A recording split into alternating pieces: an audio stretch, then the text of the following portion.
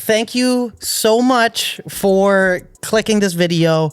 Before we get into it, I just want to explain what's going to be going on here. So this is going to be an educational but very conversational video. And this is a super special moment for me because I get to bring on my beautiful, smart, hardworking girlfriend, Julane Pratt, who's sitting beside me here right now, and who's also a real estate agent now. But what we're going to be talking about is your experience in relocating from Ontario to New Brunswick. You took the huge leap of coming here, and I think that there's a lot of insight and value that you're going to be able to give, and you and me both kind of from our perspectives of how you went through that process. And we're going to break this down into 3 parts. So part 1 is going to be the research and planning of the move. Part 2 is going to be buying and selling. And part 3 is going to be the actual move and getting settled in. So we're going to cover that entire range from start to finish. And Julane went through that. So she's going to be doing a lot of talking here today, and I'm going to be here with her, and I'm super, super, super excited. So how do you feel about this? I'm a little nervous. Don't be nervous. Don't be nervous. It's, you know what? It's, you and I have talked about doing this for a long time, and I'm super excited that we get to kind of do it today. It's family day, so it's a good day to talk about this. So, Julane, I think without further ado, let's do a little quick intro of yourself. Do you want me to give you an intro? Okay. Okay. So to give some perspective of Julane before you think she's absolutely crazy for coming to New Brunswick and making the leap alone, she's a super hardworking and dedicated and very competitive individual who grew up in competitive figure skating.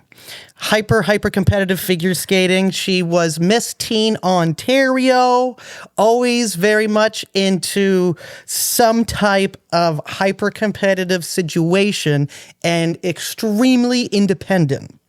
So if that gives you any bit of a background on her and kind of gives you a little bit of who she is, but you're going to really get to see who she is here today, which I'm super excited to share. So without further ado, let's dive right into the process of you moving from Kitchener, Ontario to New Brunswick. So we're going to start off with the research and preparation portion. So I guess let's start right from the beginning. When did you realize that you wanted to move, and what made you consider New Brunswick? Sure. So it definitely wasn't like a quick on the fly decision, I'd say. For me, it was always tough because my entire family is in Kitchener. So had that going. I had a great job. I had great clients. So kind of everything in Kitchener was working for me, but I really hated Kitchener. I don't have stats to back it up, but I'd say it's one of the most changed cities in since I've been alive anyways. Like, I remember it being very farm centric, anyone who knows the Iron Needles area, I remember that being farm. Now it's huge shopping center, 5 different suburban areas. Pretty much every time you drove through, there would be a different suburbia popping up, and that's just not my jam. I liked the farm, big little town feel. So I guess as it was changing, I was still quite young, so it wasn't my biggest thing, but I knew I was starting to dislike it. And then I guess it slowly built on me that this isn't really where I want to be settling down. It's not the lifestyle I want. I liked my childhood where I could ride my bike in the street and hang out with my neighbors and stuff like that. And it was just getting so far from that I now call it baby Toronto. It's right.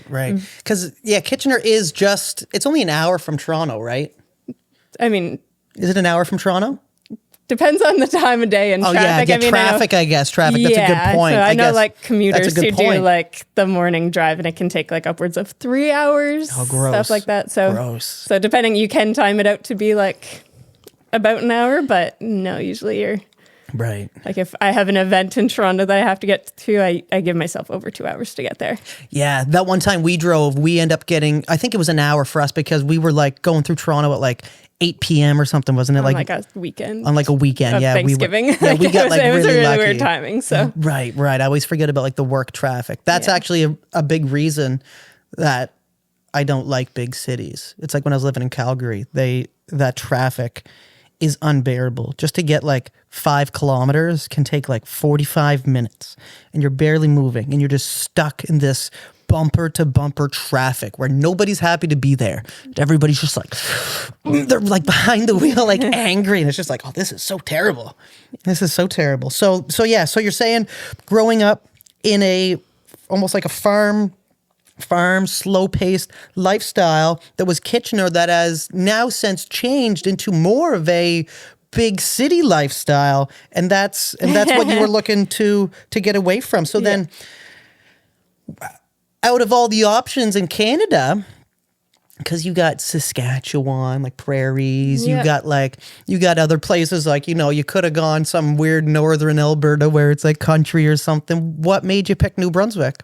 I mean, I'm a pretty pragmatic person. So again, this wasn't like an on-the-fly decision. I did a lot of contemplating, a lot of research. So for me, like weather was a factor. I didn't want like the brutal winters. So even like Northern Ontario was kind of a write-off for me, because it's like, I just don't want to be like housebound all winter. Like I do enjoy winter sports, but like opening the door to just snow was not something I wanted in my future to just anticipate every winter. So a lot of places got knocked off pretty quickly with weather. And then there was like another factor of, in case I immediately knew I messed up, I wanted to be sure I could sell my house again and quickly. Smart. So again, kind of knocked off a few options just with that. If like I gave it a couple months and was like, whoops, and needed to put it back on. I know I would be out some money. Just doing that quick of a change isn't ideal, but like I didn't want to be out like hundreds of thousands of dollars. Of course not. Yeah. So kind of thought through that stuff. There was a few options on my list, and Quispamsis ended up being my perfect match. And your perfect match. Still here a year and a half later, I didn't run home going, whoops. Not yet. Not yet. I'm just joking. So Quispamsis. Now, I don't think you actually knew Quispamsis before I showed you, though, did you? Was Quispamsis actually somewhere that you were looking prior to actually seeing homes, or was it St. John? No, I didn't want St. John. How'd you find Quispamsis? I should know this. I was her realtor. I helped her buy the house. But the fact that I was a young female moving in to a different province alone, the safety of Quispamsis, so like Quispam Rosse was actually like rated safest city multiple years in a row, so that was very encouraging. And again, I was trying to steer away from the city, so I think even when we initially linked up, you sent me a couple properties just to get my feedback on it so you could tailor the search a little bit better, and you sent me a few St. John ones where I was like, nope, I can like see my neighbor there, wouldn't want that at all. So. Right, I remember that. So we're talking the research process. So then you're researching places that are safe, and you did do a lot of research, and you do a lot of research, and kind of like you said, a very pragmatic person. What were some other factors that really made New Brunswick enticing for you? Well, house prices. I didn't want to.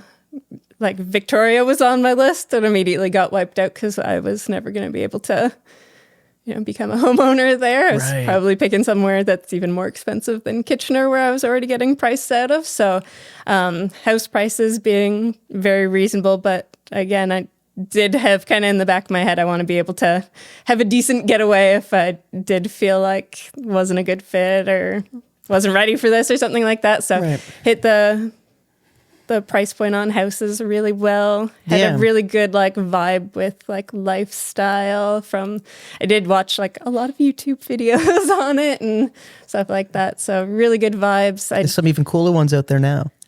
Language. It's a good point to tag a video. Language was a big thing because I didn't come with a career. So, I mean, there were some spots in Quebec that also kind of hit the same check boxes as New Brunswick, but I did do French immersion, but to like kind of be professionally bilingual, I don't have the skills for that. So even like Moncton and surrounding areas kind of got eliminated just for the fact that I didn't feel comfy going in like fully bilingual. Yeah, that's fair. Yeah, it's just like me too. Like I'm more or less like I was in French immersion all my life, but you have heard me talk French, and I think I can understand it a lot better than I can speak it. And it's just like anything though, if you don't use it all that often, you lose it, right? So I definitely wouldn't be completely comfortable working in French. I do like traveling to Quebec and just muddling my way through conversations and watching. And most times these people will end up just talking to me in English because they realize they're like, oh. Well, even like the immersion accent is so different from like a fluent person. Right, right. They can like, even if you're speaking perfect French in the conversation, they can tell you're not bilingual. They know it's sad. So then, okay, so that's the research portion. Now, when it came to preparing, so there was obviously things that you had to do.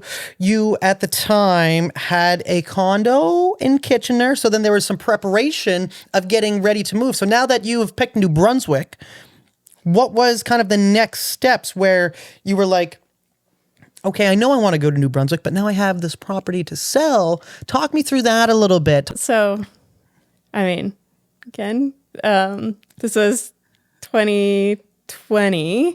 So a questionable time for real estate. I had been keeping an eye on prices. So I was in a condo. So even within the condo, different units that were selling we're going way over what I had bought for just a mere year and a half before. So that was definitely enticing to me for like, okay, if I want to make this move, now would be a great time to maximize my return on investment in my real estate purchase. So yeah, you were really good at timing that. You timed it really well. Yes, now, did you mean to time it well? Like, did you have that? Did you have it all kind of again, I had been like watching, and they had just done the first of the interest rate increases. So it was like increases. Yeah. Oh, so from when it was super low, you mean? From when it was super low. 2-something% on my condo. Yeah. And I think they had just jumped up to like 4. So it's kind of pretty much people who were trying to get in were like scrambling to get in because you already anticipated them going up and up and up and up and up. Yeah, they had their locked interest rate. So they were trying to just find something with that before they lost the locked interest rate. I got you. Yeah. Yeah. So just again, I had already in the back of my mind for like almost a year been kind of like thinking, I'm really not wanting to settle down in Kitchener. Like it wasn't somewhere where I was like, okay, I have the condo now. I might want to get a single family home. And they're like this close to each other. So when you're like looking out your kitchen window, you're looking right into like your neighbor's house. Like that wasn't what I wanted. And especially not for like $1 million for the starter home that I'd be getting. So this had already been in my mind. I was looking at different places and then just kind of had to pull the trigger if I wanted to make the move, knowing like it's just going to get harder and harder to sell my condo and I'm going to make less and less as the interest rates go up. So you timed it really well. I did. But again, it wasn't like I planned that far in advance. I was keeping an eye on and was like, I think I got to do this right now. Right. So I guess that's kind of, so the preparation portion is really leading us into part 2 of the buying and selling. So when you say you timed it really well, how long were you on the market? How long was your condo on the market before it sold? Before you had your first offer, let's say So we initially tried to do it as an exclusive just to be a little bit nicer on me because I was actually working out of my condo at the time. So just like instead of you needing to be gone for like a week, let's try it this way where you might have a few come in, you're at a really good price point, so we should have some good options. I think that was about 2 weeks and wasn't getting quite the bites we wanted. So then we said, okay, we got to step it up. We're going to list you. So we did pretty much that's my favorite you're just way to getting do it, kicked out of the house for a week. Fortunately, my parents were nearby and they're lovely people and helped me a lot through this process. So they helped me declutter and we got some staging going on. Just got out of there for a week. I don't know if this is different because it was Ontario, but they had said like, we're going to look at offers. I think it was like 2 or 3 weeks after the listing went live, but they like specifically said like a buyer will like entertain up to a certain price offers or over a certain price offers. Prior, you mean prior? Yeah. Right. It's so like pretty much like we want you to bully offer us. Right. Interesting. So, okay. Yep. So that was what my realtor did for me. So again, I was pretty much out of there for a week. I don't even know how many showings went in because I didn't care at that point. I was like, it's clean, it's good, it's whatever. So you just let him have free reign to go in. Yeah. That's actually really nice. That'd be really nice for a listing agent where you don't need to confirm every single showing. Makes it much more flexible. And then that allows every single buyer to come in almost at any time as long as it's not interfering with another showing. Yeah. So that would have made it, that's like, you're like an ideal seller in that scenario. Before that, it was a little like when we were trying to do it exclusively. I was like, give me a day's notice. So if I need to like rebook work stuff, I have enough time to give notice and I can clean it because I have the fluffiest dog of all time. So stuff immediately looks terrible. Very fluffy. So that was a litwe bit, but again, we didn't have too many showings, so it wasn't too detrimental on anybody. And then well, yeah, that's good. Well, the going like I've had quite a few clients over the years who have asked me like, Brandon, I'm thinking of selling. You know, if you know anybody, I would sell exclusive. And it's like I really appreciate the opportunity to do that, but I always inform them that like it's like this actually could be to a detriment of your sale because it's actually better for us if you want to get top dollar for your home, it's better to get the free range of the market to come in and the people that are interested to come and look at it so that they then can put offers in and they almost end up in a competition if there's more than one person, and that ends up driving the price higher than it would if you were exclusively listing it. So I do prefer to go that route if the client's willing to, but in the odd case, sometimes people do prefer to go exclusive. And I understand the reasons for both, but I just wanted to clarify that too. It was still like a really good timeline. Like, again, we didn't sit on it being exclusive. He's just like, this isn't working how I wanted. Let's step it up. And I was, again, a little pushy with like timing of it being like, I need to do this before like people's pre-approvals expire before the next interest rate hike, like stuff like that. So he was really accommodating for like, nope, this isn't working. Let's step it up. Let's get really good photos and everything going, and we moved on it. So again, it was about a week, and then I ended up getting exactly what you wanted. Is like the 3 kind of bids trying to outdo each other. And So then, did you end up going with that bully offer tactic, or did you wait so you said you waited the 3 weeks? We didn't wait. No. Right. So you got 3 bullies. You got 3 bullies coming in. Yeah. Cool. Okay. So then that obviously helped you to say, well, okay, now my place is sold, because that's a big portion of people looking to move is, well, we got to sell our house. We need to sell this property that we have in Ontario before we end up moving to another province. So you timed it really, really well. And I know the market's slightly different over there now, but it is all about timing and making sure that you get that accepted offer on your property. So once you had that accepted offer, that's where we almost linked up at that point. Is that when? Exactly when we linked up. Yeah. That's exactly, okay, Because my budget was really riding on that too. So it would be hard for me to even start looking at properties when I could have like $100,000 or $50,000 difference in what my price range actually is. So now, did you end up taking a little bit of a longer closing, knowing that you needed some time or you took a quick closing? I took a really quick closing, actually. You took a really quick closing, right? Knowing that you'd be able to go to your parents. So one of my offers actually was a really drawn out one. I think we talked about this, and I'm so glad I didn't. So there was one that was like longer, which would have been great for me trying to balance out just like closing something in This New is a really Brunswick. important. This is a really important point, and a really crucial point to what worked in your transition too. So yeah, listen to this. Pay attention. This is important. I had 3 offers on my condo. One came in pretty much. So again, my realtor had written in like, "Will entertain offers over X amount." So my first offer that came in was, I think, 1,000 over, and had a bunch of conditions on it. Yep. And that it was still like a great price, and I was excited to have an offer, but I was like, it's kind of a slap in the face to just take. So we actually rejected it. And then the second offer that came in is the one I ended up going with. But just before I signed on that one, we got a third offer that was significantly higher.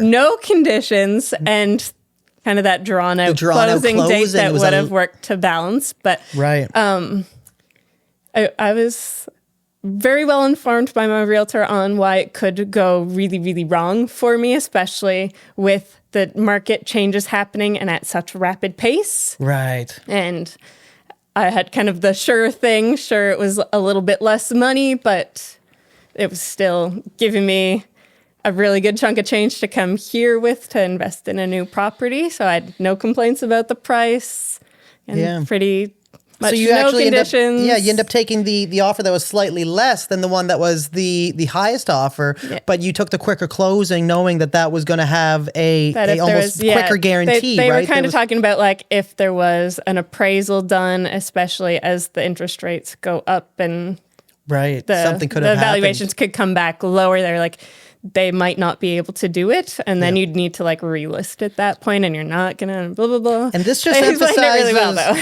emphasizes the importance of timing with real estate. Yes. And how, but also having a realtor to educate you in that stuff, because it would have been so easy to see the amount of the third one and been like, oh yeah, well, that's just it. So just knowing how it could go wrong, I actually, my realtor had to go on the phone like, because you only have so much time before you need to give an answer. And I already had this time, one. Yeah, I already had one on the table that was close, and I didn't want to lose it because it was kind of checking all my boxes. Yep.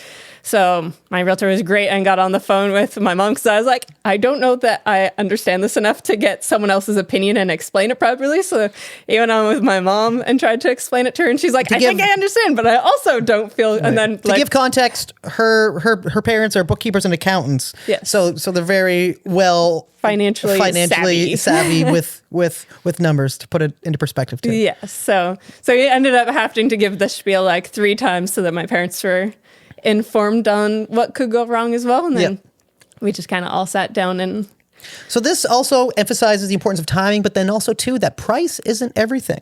Correct. And I think that's a huge concept for people to wrap their head around in real estate, where everybody thinks it's the price. And let me say that the price is extremely important, but it is not the end all be all, because there is little things that you can do, like accommodating closings that facilitate the other party much better, can swing them to pick less money so that it works in their favor a little bit more, depending on what that other seller or buyer has going on, right? So the closings and the conditions too, like you said, like the first one that came in was loaded full of conditions, and in a competitive market, although it's not my favorite thing to do, it is competitive to go in with as little conditions as possible. So that's a really interesting portion of your move here and what kind of transpired. So the quick closing, and then that's where we then linked up, because as soon as I signed my second offer, my middle offer, we got linked up for me to buy here. Right. And that's where I got a email from your realtor who said, hey, I got somebody who's looking to buy in New Brunswick. But actually, funny story, I don't know that I ever told you this, is initially he thought I wanted to move to St. John's. And I think he did tell me that. Yeah, he did. So the first person he sent me to, he like linked me up with someone in Newfoundland. I was like, nope. No, they didn't check the not horrid weather, and this winter is just proving why I picked New Brunswick. I do love Newfoundland. I've been there a couple We've times. dealt with very little snow, and I just keep getting weather alerts. And I'm like, oh no, what are we getting? And it's just blizzard after blizzard on Newfoundland. I'm like, oh, I'm so glad. They get a lot of fog I'm there, singular too. St. John, not plural St. John's. Yeah, a lot of people get those confused, St. John and St. John. So we're Saint, S-A-I-N-T, versus the S-T Johns with the S, right? So that's important. But then he eventually got you on board in St. John. So. Right. And so that's when Mike reached out to me. And then, I remember the exact moment. I was in the parking lot of the gym where I still spend most of my time. In the gym, not in the parking lot. Equally. And I remember looking at the email and thinking, oh, interesting. Okay. Now, at this time, you have to understand there were so many emails coming to me of people looking to move to New Brunswick. And a lot of these people weren't very committed to one particular real estate agent because they were just looking at New Brunswick in general. And they're mostly calling signs or calling the listing agent. And I remember thinking like, oh, okay, like it'd be interesting to see like if this actually comes to fruition. And then I remember, maybe you could elaborate a little bit, but I remember I think I prompted you and asked you a couple questions to try to figure out what was important to you. Now, so in our process of breaking this down into 3 steps, we are now on, she sold, so now we're working on the buying. So now she's still in Ontario, just to make this completely clear. I'm still in my condo. You're still in your condo at this point, and I'm now emailing back and forth with her to figure out what's important to you, right? So I think you got me on a call pretty quickly after you're like, oh, this is a real person. Like, right. It's a real opportunity. Phone call. Right. So I think within a week of Mike sending the referral, we got on the phone and you were like immediately really good for like, not just like, let's get you sales. Like when I said like, oh, it's just me and my fluffy dog, and you still were like, okay, well, just for like a resale aspect, even though it is just you guys and you don't need this, like... I think you said 2-bedroom, right? I said 2 or 3. Right. Like my condo was 3, so I was like, I'm fine with 3, but I don't need 3. And you're immediately like, 3 does resale a lot better. And again, in the back of my head, I was like, I might need to resell really quickly. So like right off the get-go, even just hearing my story and what I'm looking for, you were giving good feedback without being like too pushy of like, no, I want to make money, so you're getting a 3-bedroom that's more expensive kind of thing. Yeah. So. Yeah, no, and I always, because a lot of people, when they're first moving, especially like single individuals or young couples, they think like, I could do a 2-bedroom. And it's like, I know you can, but you're going to really regret that in 6 months because the house is going to be filled up. As soon as one person comes over, the spare room's full, and it's just like, 3 bedrooms for resale because you're hitting the family aspect too. 2 bedrooms almost cuts out anybody that's a family, or it just cuts out a lot of people. So it's really hindering your resale value. Although I have helped people resell 2 bedrooms too. It's just harder. But yeah, okay, so let's carry on there. So then I was asking you about what's important to you. I was figuring out, and it's funny because I remember at this time I was talking about how there are so many people who buy real estate literally like for their dog. Like there's so many people who like care about the dog having property, and it's like I hear more about what the dog wants than what they want. They're like, my dog needs a backyard, and it needs to have like some space and preferably a fence, and I can't be too close to people and stuff like that. And it's like, and it was really funny because I remember it was one of my first podcast I did, and I was talking about this. I was like, does your dog have a pre-approval? Does your dog have a down payment? Like, it's almost like the dog's buying the house. That was a little insider kind of like joke that I had, but I just wanted to bring that back up. So yes, my requirements did relate to my dog a lot. Right, a lot to your dog, right? The yard, the space. And I remember doing like the Zoom calls, privacy. doing the FaceTimes with you. And like you'd just be kind of on the couch and walk. Actually, yes. So let's talk about that portion. Yeah. About you being in Ontario, and now you have so you went through one overwhelming process, or one, we could call it overwhelming, it depends on the individual, but one large process of selling your home. Now your condo is under contract. you know that you are able to go to your parents should you not find anything. So that gave you a lot of leverage of not being under the gun of having to find something immediately. Not everybody's in that scenario, but that is it's very good if you can put yourself in that scenario one way or another, have some friends lined up or even some type of Airbnb contract, like just to give you some buffer room during selling your spot and finding another.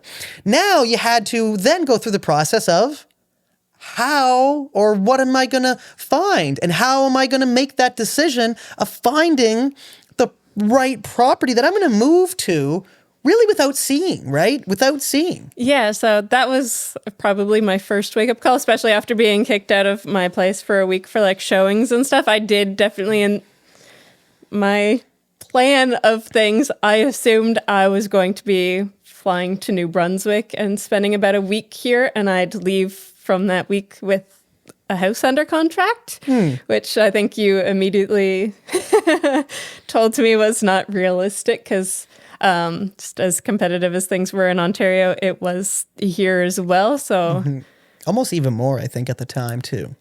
Yeah, well, especially for what I was looking for, just because it's for what everybody was looking for, where like my condo wasn't everybody's cup of tea. So it wasn't like, again, 3 offers after a week kind of thing, where here stuff was getting like 17 offers after a week. So I wasn't expecting it to be as competitive just with like the lower population, but I was going in kind of looking for what everyone wants, like the price point that is kind of ideal for a lot of people, the house style that's ideal for a lot of people. You were right in the average house price, but you were a little bit above the average house price is where you were looking, right? Just a little bit above. But even then, I was still kind of like looking at stuff, knowing I want to be able to be competitive and outbid if necessary. So we've talked before. I stayed like about 30,000 under my budget, and then was able to offer. And that's part of the strategy too, right? Yeah, of what we kind of had planned out. And even doing that, I lost my first bid where we went like I capped out my budget on something that was 40,000 under my budget, and I lost. And I had no conditions. Are we talking about the lake one? Yeah, I loved that one. Yeah, that was like that was my first like slap in the face of like, oh, this is going to be more tricky than I thought. I'm glad I didn't fly down to see this house that I got a call the next night. Like, nope, we're not even back up. This guy's not BSing me. Yeah, so again, in my world, I was coming to New Brunswick. I was gonna get to see it and stuff. So when it was kind of like, that's probably not your best bet. That's not realistically how this is gonna happen. I was a little tentative about you just being like, oh yeah, so I'm just gonna like do a virtual showing with you, and had my hesitations and was like, maybe I'll still need to like write in a condition like Julane will fly here in like a week and just give a final seal, and that'll be the only condition on it. But once we did our first showing, I knew that it was actually giving me a lot more than I thought in my head of what a virtual showing would be. So. And why is that?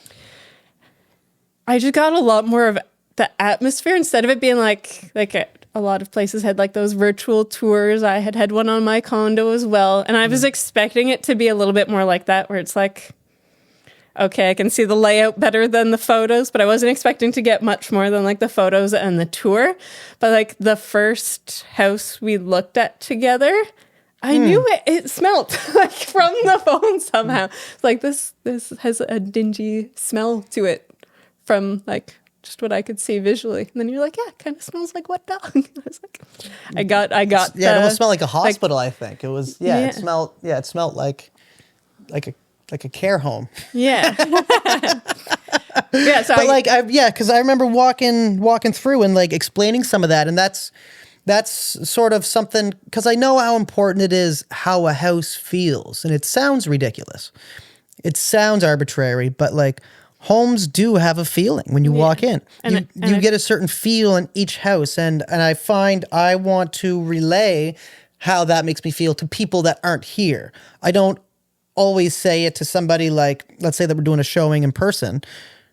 I may or may not say it because I'm gauging, I really watch how it makes them feel, because it's less important at that point to how it makes me feel to more them. I want to see how they're feeling. But if you're not here, I want to let you know how it's making me feel. Yeah, but I found I actually got like a feeling from a virtual tour, which I was not expecting. And from the first one, which was a little bit of a dud of a showing, but it was so informative to me of like, oh, I actually get all these things out of the virtual showing. It's not just kind of a moving version of the pictures that were posted on realtor.ca. I remember some of the things that I was showing you.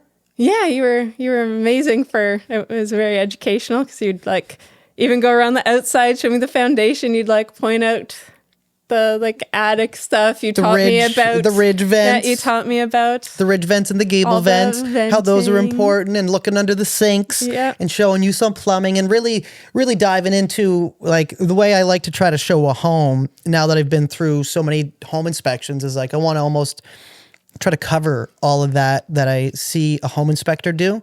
So it's almost like I'm looking at the structure, I'm looking at the windows, I'm looking at the roof, I'm looking at the plumbing, the electrical, checking on all those things that a lot of people don't think to check when they're looking at a home. Now, if you have a trades background, that's some of the first stuff that people are looking at. But if you don't, some people just look at the cosmetics and that's how they judge it.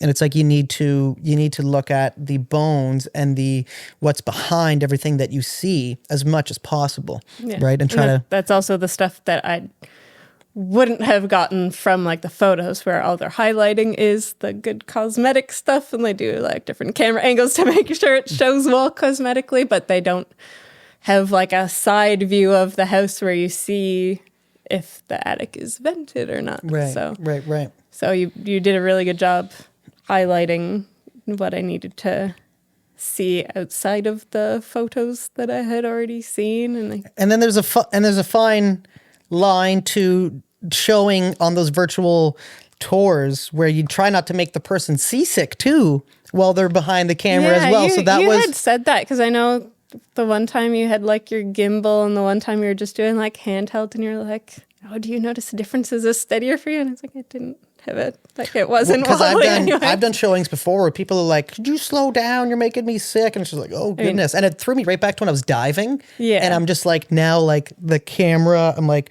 listening to, so like we'd call it top side of like them be like, okay, tilt your head left, tilt your head a little to the right, stay there for a second, hold. And like they have to take a picture and then, and it just threw me back into those days where I was like, oh, I'm just like a drone here now doing the show. I'm also a former figure skater and bobsledder, so I feel like it would be quite challenging to mess with me that way. There we go. I don't remember the last time movement made me dizzy. So interesting. Good. So now, we're on the buying portion. We find the house, and then now we end up putting some offers in. So like you said, there was a couple that we lost that were nice properties, but I think you said that you're glad that you didn't end up getting them. Yeah, just because like I had like completely capped out my full allowance of money kind of desperately. Like I just went all in. Like yeah, right. The FOMO. I had the FOMO and just went like, go for it. You're almost glad that didn't work out. Yeah, I was like, I was just picturing like when I saw your number flash up and I knew it was going to be like if you got the offer or not, I could just like picture me still sitting on like patio furniture inside in like 6 months as I'm trying to like what did I save up money to buy furniture and stuff like that. Yeah, I was just thinking of that and I was like, I kind of don't want like. Yeah, you didn't want to get that. I didn't want to get it for that price. I'd love the house if it left like. I loved that house. Yeah, a little bit of money in my pocket to still like live there. But what did I say? I was like, these people own a boat. Anybody who owns a boat takes care of things well. Takes care of things really good. So we end up finding this place here that we're in right now.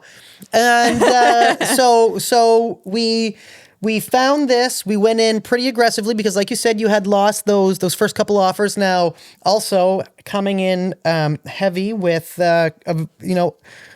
very competitive on the conditions helped. So we get this locked up and we outbid whatever it was, 6, 7, 8 people. I can't remember at the time now, but there was a handful. And we end up getting it locked in and we locked it in like 3 days, I think, right? Like we did it quick. Yeah. Then now we're on part 3 of moving and settling in? Because at this point, you hadn't seen the house yet. You hadn't even seen it. I had not stepped foot in New Brunswick. So you put a deposit down. You had a closing date lined up. You get all your documents signed. Which actually, my closing date changed, actually. I don't know if you remember that.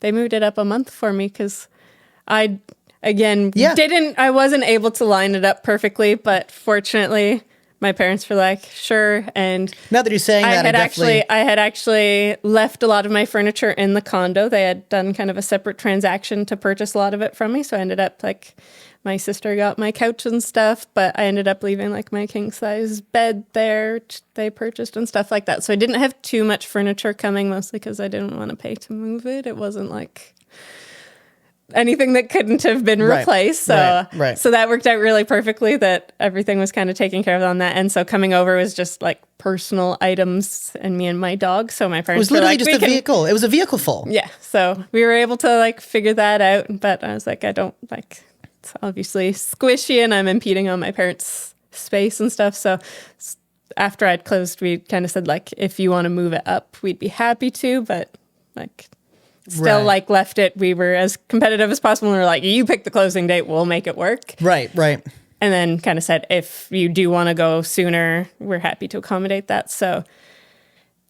at some point, I don't know how far along, but they actually moved it up a month, which was amazing.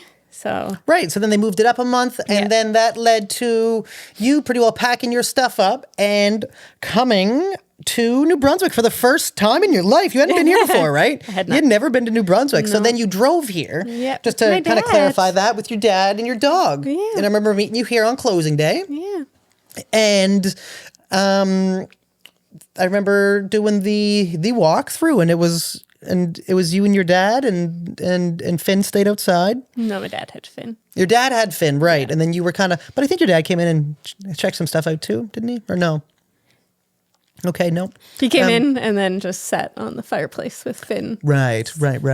Finn was not having a great day after being in a car for that long. So. Yeah, no. And then that's where kind of like you end up getting settled in, and like you came in and knew there was a whole bunch of things you wanted to do right away. Like I think you pretty well like went right to the store, bought a few cans of white paint and just started going right to town. Yes. There was like some yellow walls upstairs, and I mean within a week you had this place looking almost completely different than when you bought it. And at the same time, getting your furniture, buying new furniture, because like you said, you offloaded most of the stuff that you were going to rebuy anyway, and going and giving yourself a little bit of that wiggle room budget allowed you to quickly fill the house up with everything that you wanted, with kind of like a new furniture and a new move. Now, in saying all this too, I think it's important to acknowledge and talk about kind of like maybe the emotional aspect of you taking that big jump and coming to New Brunswick alone.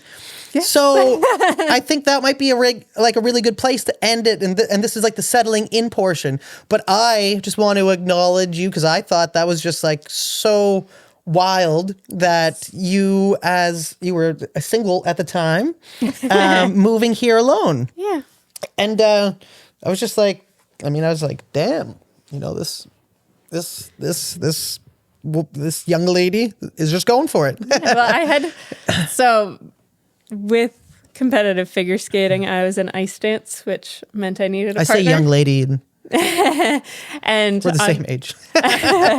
I'm on the taller side, so finding a partner was really, really challenging for me in ice dance. And I ended up actually needing to relocate a lot as a figure skater. Right. So that wasn't like the scariest thing to me. Like when I was 15, I got billeted in Quebec, and when I was 18, I was living with my partner in Chicago and stuff like that. Yep. So that like the thought of like being alone, like I lived in my condo alone. So like the alone factor wasn't super concerning to me. It was how far I was away from anybody that I knew if I needed them. That was the scary part. Like, but again, in the back of my head,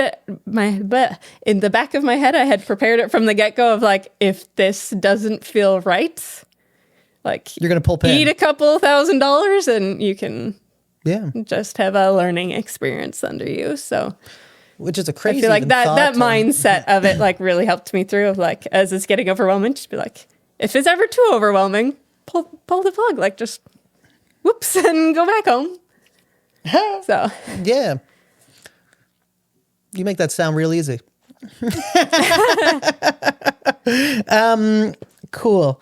So for anybody who is wondering about moving from one province to the other, Julane, who is a real estate agent here in New Brunswick now, and myself both have a lot of experience to be able to offer for anybody. And she knows firsthand the stresses, concerns, and solutions to going through this process. Yeah. And I think that that's super important. So we wanted to make this video to help anybody understand that is thinking about relocating, and to help them just hear your story firsthand and how it, and I think we covered really, like the broad spectrum of thinking of selling, doing the research, getting your place listed, buying another one, and then moving here.